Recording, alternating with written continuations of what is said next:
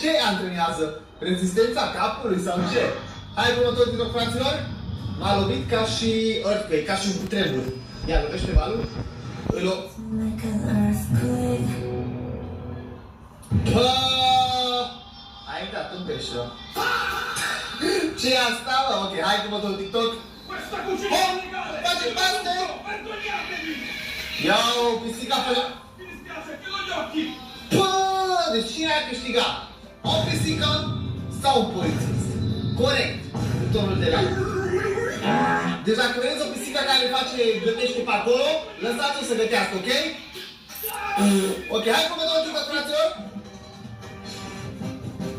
Ce se întâmplă aici, mă? Am făcut și eu 2 episoade pe canal cu jocul ăsta frustrare. Bă, fuge pentru viața lui! Bă, leu! Ok, hai cu următorul TikTok. Ce se întâmplă, mă?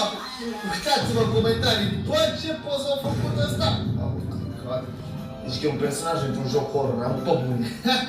Hai cu următorul TikTok, fraților, să vedem despre ce este vorba. É isso, meninão. Cineva se joacă Roblox și...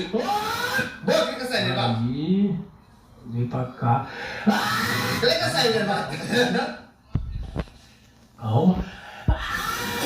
Bă, și eu mă gândesc la șocuri, dar nici chiar așa. Que isso, mano?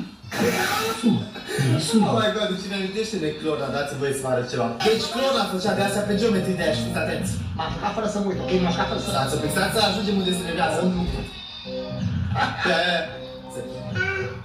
Ia uitați-vă de aici. Deja suferă.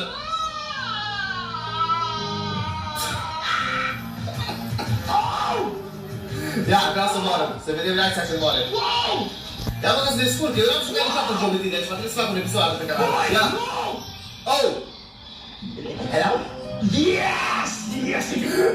Nu, ceva de genul face și ăsta aici. Calma, calma. Mano, deixa eu me ficar. Ok, bro. Hai cu următorul TikTok. Shrek ai bădat? Ok, ai ieșit cu Shrek la o plimbare, ce are? Bam, bam, bam, bam. S-au certat! Shrek pleacă! Mă, ce? Ce se întâmplă aici? Hai cu următorul TikTok, fraților. Holul de la școală? Asta este pe holul școlii? Ok! Hai cu următorul TikTok.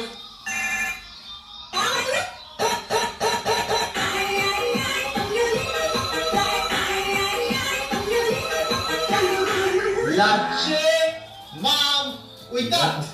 Ok, hai cu următorul. De confecție, 33 de lei, că nu mi-am cumpărat nimic.